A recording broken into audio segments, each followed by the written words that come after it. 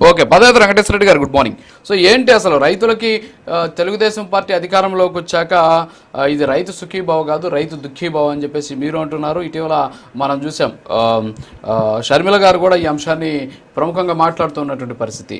బహుశా మిమ్మల్ని చూస్తే రైతులాగా అనిపిస్తూ ఉంటారు. నిజంగా ఒక రైతుగా మాట్లాడే పరిస్థితి ఏంటి? ముందుగా ప్రైమ్ నైన్ వీక్షకులకి, ప్యానల్లో ఉన్న పెద్దలకి, రాష్ట్ర ప్రజలకి మీకు శుభోదయం.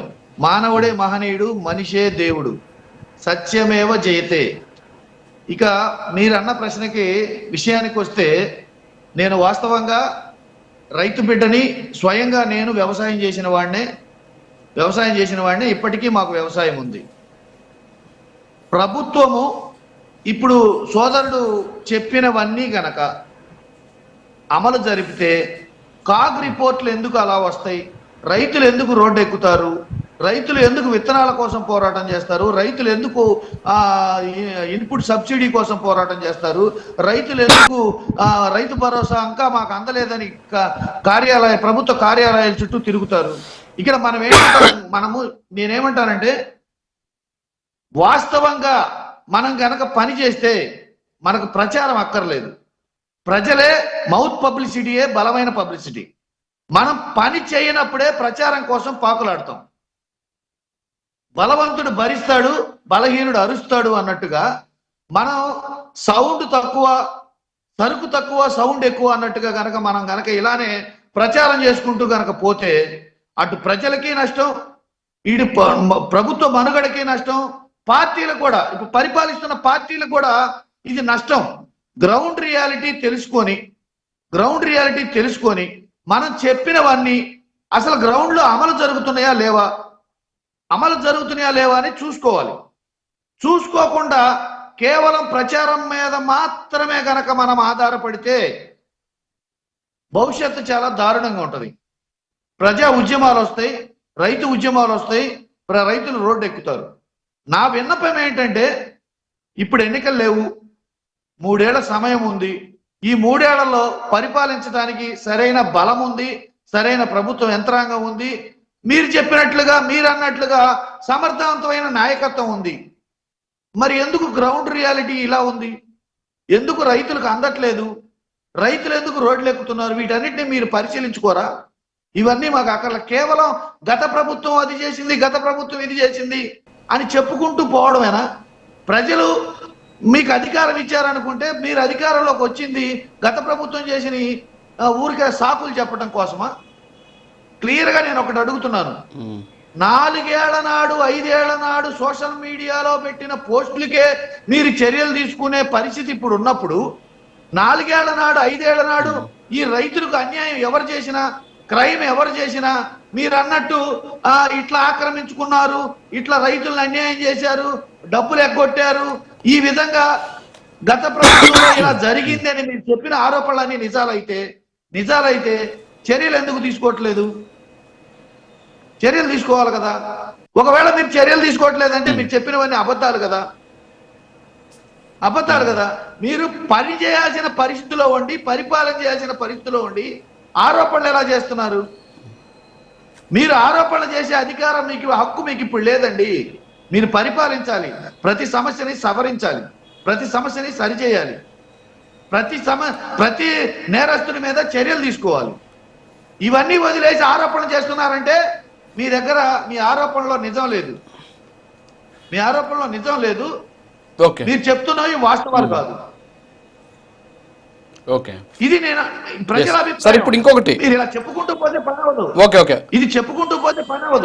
వెంకటేశ్వర రెడ్డి గారు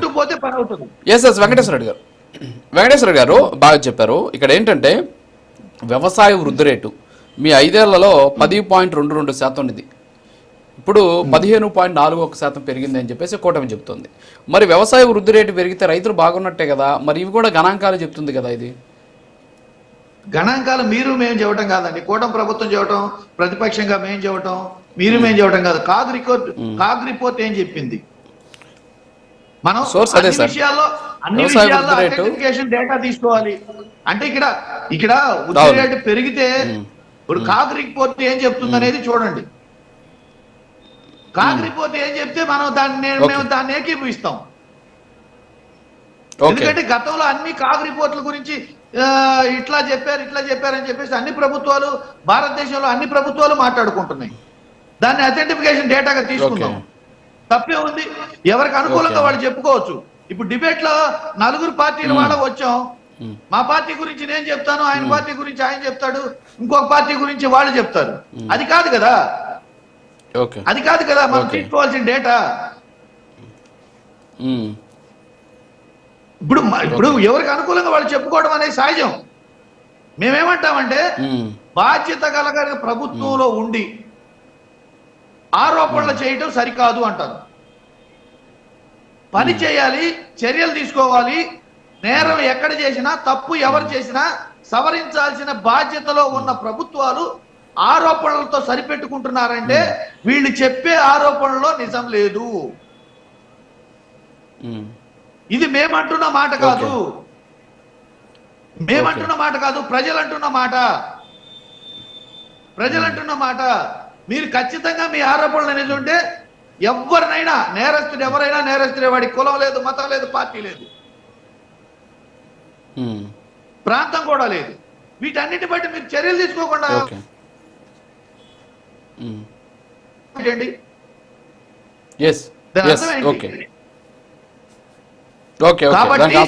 కాబట్టి దయచేసి ప్రభుత్వాన్ని మేము కోరుకునేది ఏంటంటే, ఒక రైతు బిడ్డగా, ఒక సామాన్యుడిగా, వ్యవసాయం చేస్తున్న వాడిగా, చేసిన వాడిగా మేము చెప్పే మాట ఏంటంటే, మనం చెప్పే మాటలు, ఇచ్చిన హామీలు, చెప్తున్న లెక్కలు అవి గ్రౌండ్ కి ఎంతవరకు చేరిని అనేది మానిటరింగ్ చేసుకొని పని చేయాల్సిన బాధ్యత ప్రభుత్వానిది. ప్రభుత్వానిది. మాటలు చెప్పడం, పని చేయండి. శంకర కృష్ణ గారు గుడ్ మార్నింగ్ మేడం. సో ఇప్పుడు రైతులకి ఎవరేం చేశారు అనేది తీవ్రంగా చర్చ నడుస్తోంది. పోస్టర్స్ యుద్ధం జరుగుతోంది, మేము ఇది చేసామంటే మీరు ఇది చేశారు అని చెప్పేసి ఒక యుద్ధం జరుగుతుంది. ఇక్కడ మనం చూడాల్సిన అంశం ఏంటంటే, ధాన్యం బకాయిలు 1674 కోట్లు వైసీపీ హయాంలో రైతులకు ఇవ్వలేదన్నమాట. సో అది కూటమి వచ్చినాక వచ్చింది. దానికి సంబంధించినటువంటి లెక్కలు ఉన్నాయి, అధికారికంగా జీవో కూడా ఉన్నటువంటి పరిస్థితి. సో వాళ్ళు రైతులకి ఇవ్వాల్సినటువంటి డబ్బులు ఇవ్వకుండా వెళ్ళిపోతే దాన్ని మీ ప్రభుత్వం వచ్చినాక చెల్లించినటువంటి సిచ్యువేషన్. అలాగే వ్యవసాయ వృద్ధి రేటు పెరిగింది. దీంతో పాటు ఇన్పుట్ సబ్సిడీ ఇస్తున్నాము. అలాగే పంటల బీమాకు సంబంధించి కూడా 3 ఏళ్ల పాటు ప్రీమియం చెల్లించకుండా మోసం చేశారని చెప్పేసి ఇటీవల చంద్రబాబు నాయుడు గారు మాట్లాడారు. కానీ జగన్మోహన్ రెడ్డి గారేమో అసలు మీరు ప్రీమియం ఎత్తేసారని చెప్పేసి ఆయన కూడా మొన్న మాట్లాడినటువంటి పరిస్థితి. సో ఓవరాల్గా ఏంటి అసలు, అంటే మీరు రైతులకు ఏమీ చేయట్లేదా, చేయకుండానే వృద్ధి రేటు పెరుగుతోంది, అసలు ఏంటి? సార్, రాజు గారు, మీకు అలాగే ప్యానెల్ ఉన్నటువంటి ఇతర సభ్యులకు మరియు ప్రైమ్ లైన్ వీక్షకులకు కూడా గుడ్ మార్నింగ్ అండి. సార్, రైతుల గురించి, రైతులను రాజుగా